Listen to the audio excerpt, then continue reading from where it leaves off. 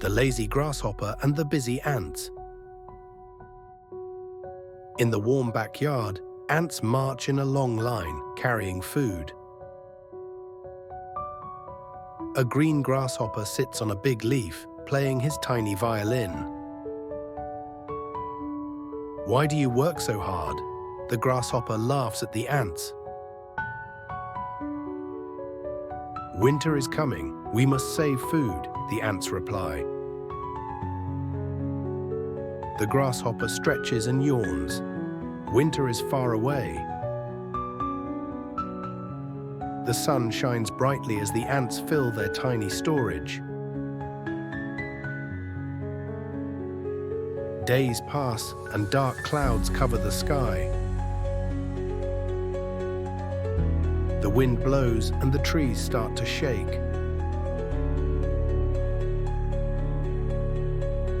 Snow falls and the backyard turns white. The grasshopper shivers in the cold, looking for food.